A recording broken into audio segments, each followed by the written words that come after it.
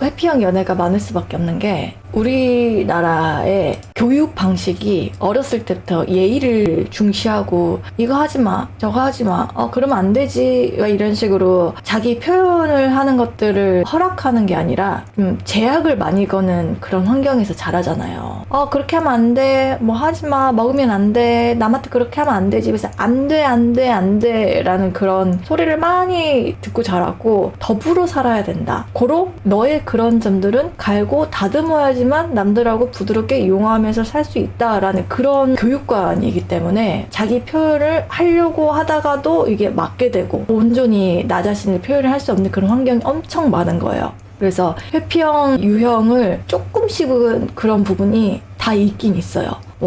어른들 앞에서 다리 꼬지 마, 뭐 맞담배 피면 안 되지, 막 이런 것들이 서구 문화에서는 뭐 그럼 어때? 이런 식의 허용됐던 것들이 한국에서는 그런 게 많이 제약이 됐기 때문에 진짜 내가 하고 싶은 그런 것들을 표현의 제약을 받다 보면 자꾸만 내가 아닌 다른 모습을 보여주게 되고, 이러면은 안 되겠지 하고 상대방을 되게 의식하면서 판단을 하고 상대에 맞춰서 내 행동을 하게 되거든요. 나도 모르게 내 행동이 맞춤으로 되는 거야, 상대에게.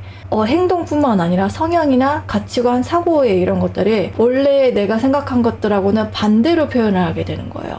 상대에게 욕을 받지 않고 주변 사람들이 내가 뭐라고 해도 손가락질을 받지 않는 그런 사람이 돼야지 라는 그 표면에 나를 맞추다 보니까 진짜 내 감정을 표현하는 방법을 잘 몰라요. 그래서 회피형인 유형이 많을 수밖에 없고, 여러분들이 연애를 하면서도 그런 유형을 진짜 한 5명 중에 2-3명을 만날 수밖에 없을 거예요. 지금 MZ세대는 잘 모르겠지만 20대 후반, 30대, 40대 막 이런 분들이 아마 더 그럴 거예요. 그리고 스스로가 난 되게 예의 바르지, 깍듯한 사람이지, 그러면 안 되지라는, 도리에 어긋나면 안 되지라고 해서 그런 가치관을 스스로 엄격하게 갖추고 있는 사람일수록 이런 경우일 수가 많습니다. 그래서 의외로 나는 너 좋아해, 우리 만나볼까? 라고 했을 때 너무 쉽게 예스를 하면 안 되지, 이런 모든 제약들이 자기를 이제 막고 있는 거예요. 그러다 보니까 남자가 됐던 여자가 됐건 속을 모르겠어, 얘 마음을 모르겠어요, 왜 뭐 이러죠? 행동은 이러는데 나를 좋아하는 것 같기도 한데, 아무튼 여러분들이 이렇게 헷갈려하는 부분들이 당연히 생길 수밖에 없고,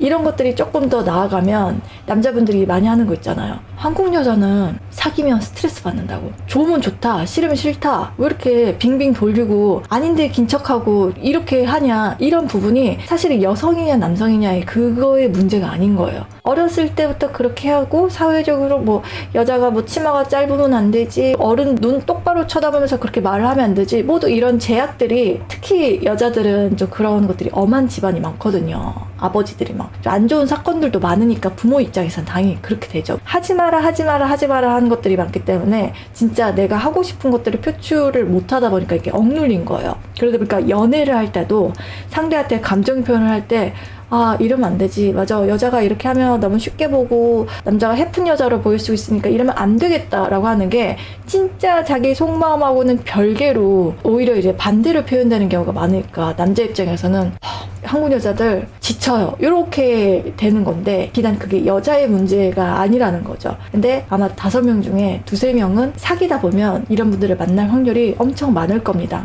그래서 굳이 이 사람은 왜 그럴까가 아니라 이래서 이렇게 표현할 수밖에 없는 거구나 하고, 좀 그동안 이해할 수 없었던 상대를 이해하는 폭이 훨씬 더 넓어지지 않을까. 어떻게 보면 여러분들이 궁금해하고 여자 마음은 뭐예요? 모르겠어요 하는 부분도 사실은 그 여자의 개인적인 부분보다도 전반적인 그 교육의 흐름이 이렇다 보니까 되게 동양권 문화에 조금 더 있는 것 같아요. 제가 봤을 때는.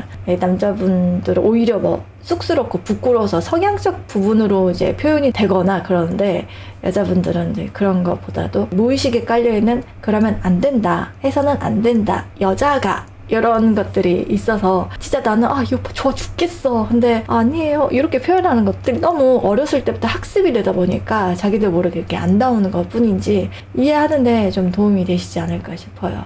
복잡해진 사회 트렌드와 정보의 속도에 따른 부작용인 것 같아요. 그렇죠, 너무 빨라버리죠.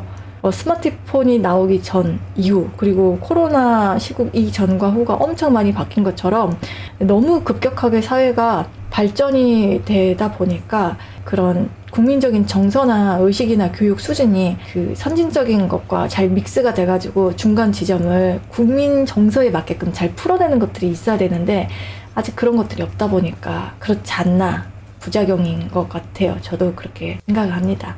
점점 순수함이 사라지는 듯.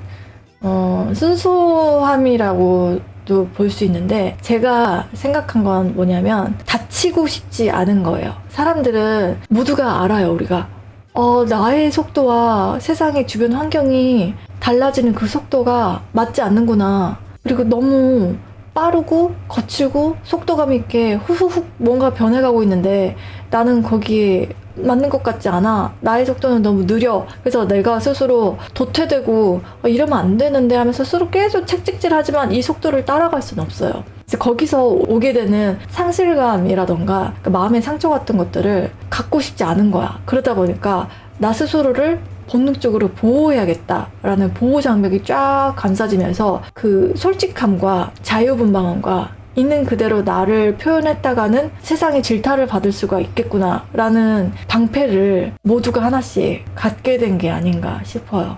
나 존재에 대한 상실감뿐만 아니라 인간에 대한 존재감도 위협받는 시대가 돼버리니까 안 되는데 나 스스로 나를 지키지 않으면 안 되는데 이렇게 지키려고 하는 그 방편 중에 하나가 방어 기제로 발달을 해서 나를 다 내보여서는 안 돼 이런 흐름으로 가지 않나 싶어요.